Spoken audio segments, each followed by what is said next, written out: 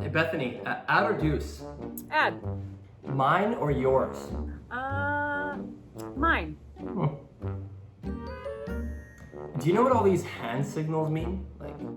Yeah, so I know what those mean on the doubles court, but what are you actually talking about right now? Well, it's doubles week in Tennis United, so I'm just trying to figure out if you'd be a good partner for me. Me? A partner for you? You're trying to vet me out? Yeah. I gotta send you my resume, my gold medal, my 9 slams, like former number 1 in the world ranking. Okay. Well, let's get the show started. I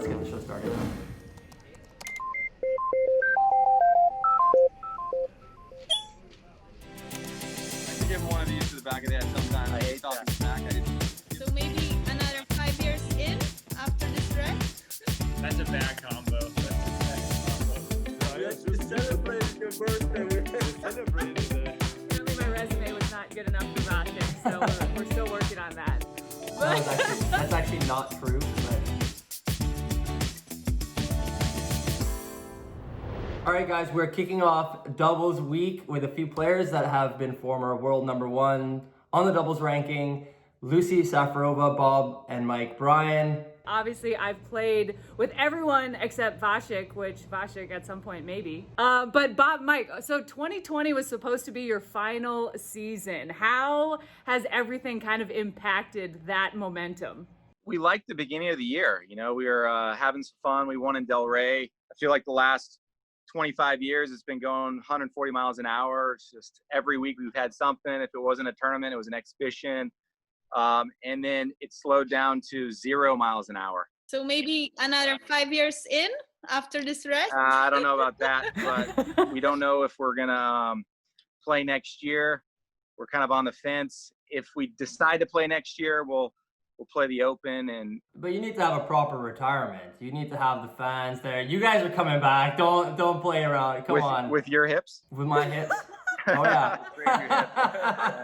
And Lucie, like to you a little bit, like you played singles and doubles. I mean, you and I played a few tournaments where it was a grind. You were on the singles court. A couple hours later, I was giving a pep talk in the locker room. We were out on the doubles court. Well, I needed you there because you boosted my energy.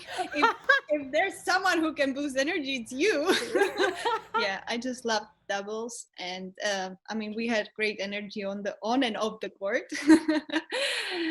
And for me, it was just always so much fun that I wouldn't give it up for the singles. So Lucie, when did you know it was time to retire?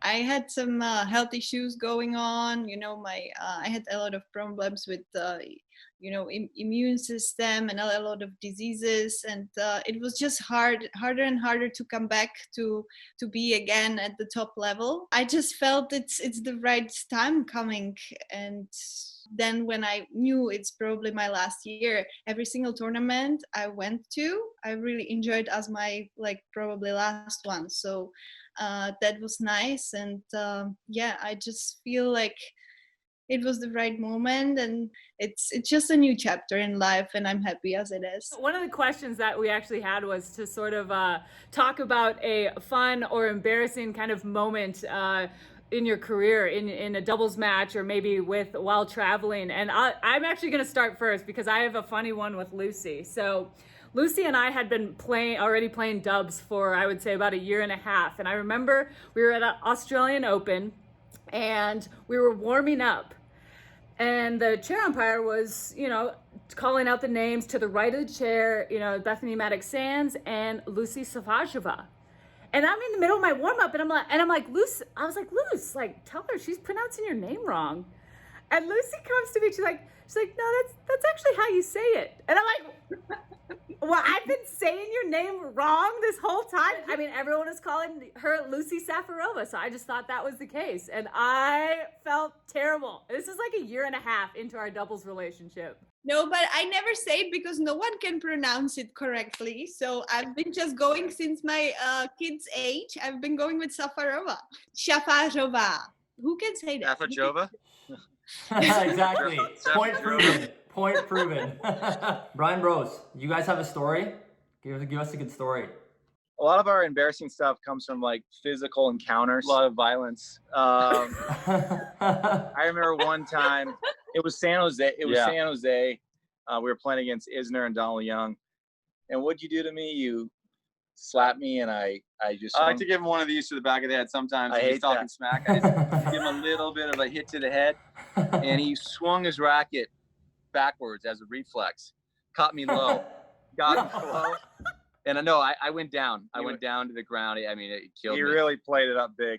It took me 10 years to have kids from that moment. Yeah.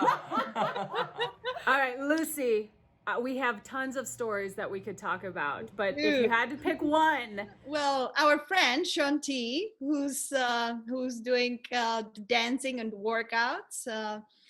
He was in Australia that year when we won the Australian Open, and he taught us. It was supposed to be a warm-up dance. We got it right there after the finals, and then they started to play the song, and then I was like, "Let's go for it!"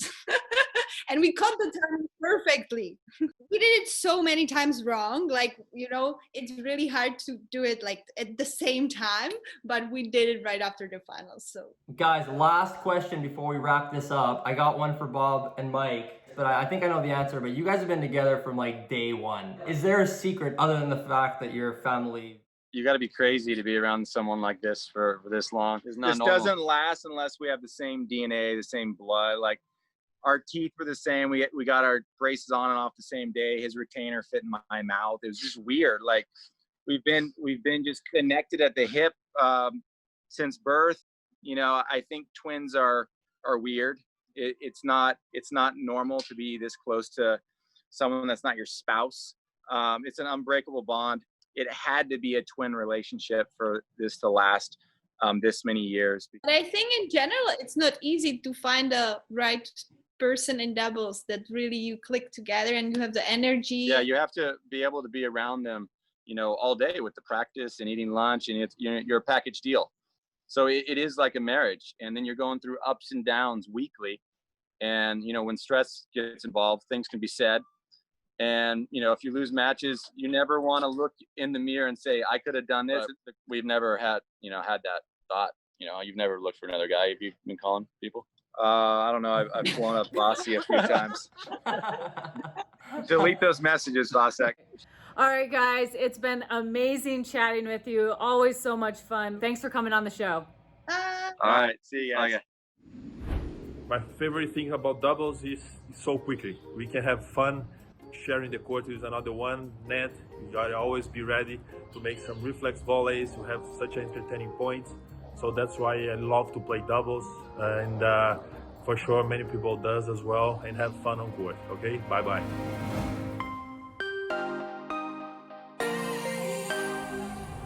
All right, gang, we are joined today by two Grand Slam doubles champs. 2020 Oz Open champ Rajeev Ram, and Jack Sock has 4 Slam trophies under his belt. We are missing Vasek. He's missing in action, but it's okay because I like this conversation. I've played mixed with both of you. I've only played against you, Rajeev, but I feel like we should start with that. Go down memory lane a little bit. 2016 Rio. Rajeev, I'm starting with you. It was pretty cool that I got to play, obviously with Venus, who's a legend of the game, and then, play against you guys, 2 other Americans in the final. So we had an American winning a gold regardless that day. And yeah, you guys were definitely just a little better than us. And, it was a cool experience, I think, for all of us. The whole thing was surreal. For me personally, I think I speak for all of us, when I say that. But I mean, to top it off with a medal or a couple of medals. A gold one, you can say it. Was beyond special. Beth and I had to play our best tennis just to try to get by you guys. But it was, like Raj said, I mean, for any American to get a gold there in the final, it was guaranteed. And for all of us to be staying on the podium, honestly, it was just special to have 4 Americans up there. Jack, you've won multiple doubles trophies, including the 2011 mixed doubles with Melanie, 2014 with Vasek, and a couple with Mike Bryan, Wimbledon and US Open. I mean, with Vasek was completely unexpected. I mean, it was our first tournament playing together. I feel like our first 4 rounds we played like a really either seeded team or a good team, like a really good teams all the way. And then I think after we got through a few of those first ones that, we were definitely probably the underdog in playing together first time. We were kind of just like playing with house money a little bit. We just had a ton of fun, honestly. We were just said, let's see how far we can go. I mean, if it's fourth round, if it's quarters, if it's all the way, let's just keep, kind of doing what we're doing, having a blast. And Rajeev, you got yours this year, the only slam to be played so far this year in Australia. How did that feel for you? Yeah, it was pretty awesome. I've been at it a while and, come close a few times. We played really well the whole 2 weeks. We only lost one set in the semis and just kind of felt like we were clicking every day and ended up holding the trophy at the end of the week, which is pretty awesome. All right, guys, we are going to finish with a little game here. The Tennis United production team has taken a few pictures of top 20 players from both the ATP and the WTA Tour, and they have combined them. It is our job to figure out who they are, and once we figure out the two players that have been merged into one picture, we have to give the team a name. I haven't seen any of these photos yet, so this should be pretty interesting. Let's get the first one up on the board. What on earth? I got this. That's a Sophia Kenin, Bianca Andreescu mix. Yeah, I think Wow. that's right. That'd be my guess. Jack, what is the team name here? Kinescu. Boom. All I can see is Zverev here. I don't see the other person. Wait, you don't see a Greek tennis player? Oh, Tsitsipas. All right, not bad. Not bad. All right, Rajeev, what's the team name here? Tsitsirev? I actually kind of like that. Sissy Rev. Perfect.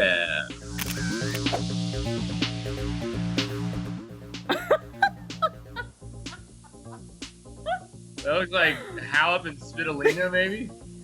One of the Pliskovas, or maybe both of the Pliskovas? All three of them put And I together? probably could either. Is it really?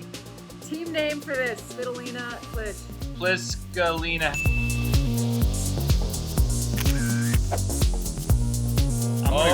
I'm gonna go with Okay. Team and Wawrinka on this one. Yeah. Yeah. Team Rinka. Team Rinka.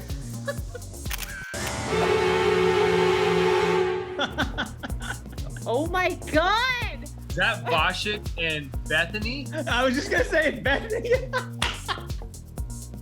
Look at Vasek and What? Bethany. I did not even know this was here. We are really ugly together. Wow. Bethany Vasek Sands. Like Maddox Hill. I screenshot already. No. That's terrible. That's awesome. No. No. That is brutal. Personally, I think Vasek skipped out on tonight's interview just so he could avoid seeing this outrageous picture. Well, guys, thanks so much for joining us. And honestly, I want to see a Ramsock photo combo next time. Thanks for coming on, guys. Thanks for having us. My favorite thing about doubles is when you're playing a really tough, grueling match. Maybe you or your partner are not playing their best, but you figure out a way to win. You work together, you problem solve, coming out on top, working together. In doubles, you don't have to be the one hitting the ball to be effective. The person that's always moving and trying to get into the vision of your opponents. And sometimes the way you position yourself on the court, where you make the court seem a little bit smaller for your opponents than what it really is. Those kind of things can win you cheap points in doubles. Try to be active at the net. Try to position yourself always more towards the center of the court. I think that's quite important. That would be my number one tip for you guys.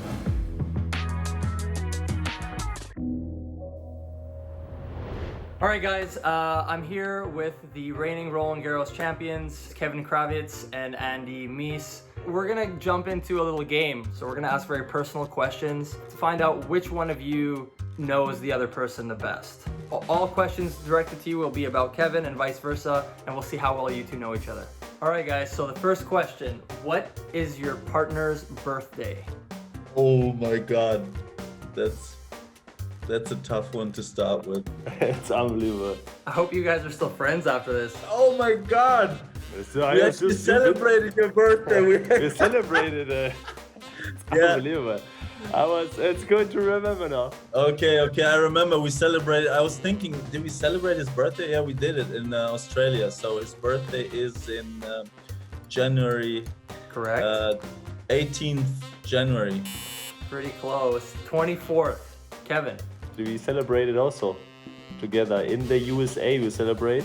I say week of Winston-Salem. That would be August, I believe. 22nd. Wow, that was so close. 21st. Oh. Wow. 21st. What is your partner's favorite TV show? Blacklist. Oh, Blacklist is a good one. So, Kevin, what is Andy's favorite TV show? I have no clue actually. Maybe I can remember, or Andy has no favorite TV show.